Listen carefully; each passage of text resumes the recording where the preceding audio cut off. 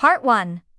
Milo's red cloak. Have you ever given away something precious just because someone needed it more? This is the story of Milo, a boy with no superpowers, no fame, but one extraordinary gift: kindness. The story begins. Willow Creek was a quiet little town, nestled between green hills and wooden houses. Every afternoon, the school bell rang, and children poured out like birds from a nest. Among them was Milo, 10 years old, small, quiet, with eyes that noticed everything others missed. Milo wasn't the fastest, the smartest, or the loudest, but he had something special: a heart that paid attention. One rainy afternoon, as Milo walked home, he saw an old man sitting alone at the bus stop. The man wore only a thin shirt, shivering in the cold drizzle. Milo stopped. He looked at the man, then at his own red cloak. A birthday gift from his mom just last week. Without hesitation, Milo took it off and walked over. "You need this more than I do," he said softly. The old man looked up, surprised. His eyes filled with emotion. "You're the first person who stopped today," he said, voice trembling. "Thank you." Milo smiled, then continued walking home, soaked but strangely warm inside. The next day, Milo had a cold. He coughed quietly in class, pale but present. When his teacher asked, he simply said, "I got caught in the rain yesterday." No one knew what had happened. Milo didn't tell anyone about the cloak. He didn't think it was a big deal. A few days later, a new student joined the class. A shy girl named Ava. She sat alone, eyes downcast. During recess, a group of kids began teasing her. "She talks weird. Look at her clothes. So old-fashioned." Milo watched from a distance. Then he stepped forward, placing himself between Ava and the group. "Stop it," Milo said calmly. "She didn't do anything wrong." The kids laughed at him, but Milo didn't back down. Eventually, they walked away, leaving Milo and Ava standing there. Ava looked at him, eyes glistening. "Thank you," she whispered. "No one's ever stood up for me before." Milo smiled. "Someone once helped me. Now it's my turn." From that day on, Milo and Ava became close friends. They studied together, played together, and shared little stories about life. Ava began to smile more, and slowly, the class started to accept her. End of part 1. Milo never thought of himself as special, but each small act, the red cloak, the quiet courage, began to change everything. And this was just the beginning. Part 2.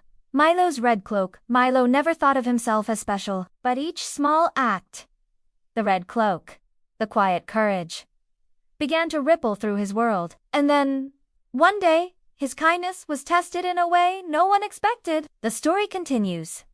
One quiet afternoon, Milo was walking home when he heard a faint whimper by the roadside. He stopped, looked around, and found a small injured dog curled up beneath a bush. Without hesitation, Milo gently picked up the dog and held it close. He ran to the nearby animal clinic, breathless.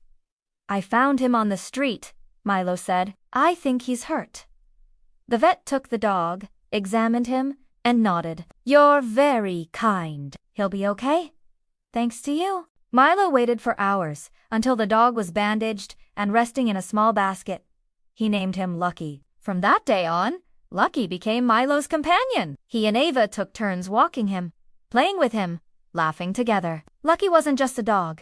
He was a symbol of life, of kindness, given and returned. Weeks later, the school hosted its annual fall festival. The playground was filled with colors, booths, games, and laughter. Midway through the event, the principal stepped onto the stage, holding a microphone. "Today, we want to honor a very special student," she said. "Someone who's shown courage and kindness. Not once, but many times." The crowd fell silent. Then she called, "Milo, please come up." Milo walked to the stage, cheeks flushed, hands trembling. Ava and Lucky stood below, smiling proudly. "You've helped strangers, protected friends, and saved a small creature," the principal said. "You've shown us that kindness doesn't have to be grand. Just genuine." Milo took the mic, looked around. "I just did what anyone could do," he said. "If someone needs help, you help. That's all." After the ceremony, as people began to leave, an elderly man approached Milo. He wore a red cloak, the very one Milo had given away. "Do you remember me?" the man asked warmly.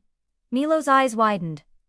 You were at the bus stop," the man nodded. "You gave me hope on one of my darkest days. Now I want to return the favor." He handed Milo the cloak, freshly cleaned and carefully stitched. Milo held it, touched. "I think you should keep it," Milo said. "It's part of your story now." The man smiled. "You're right. But remember, kindness always finds its way back." End of part 2. From that day on, Willow Creek felt warmer. People began noticing one another, helping strangers, standing up for the quiet ones. And it all started with one small act. A red cloak in the rain. Milo, the ordinary boy with an extraordinary heart, had lit a spark that changed everything.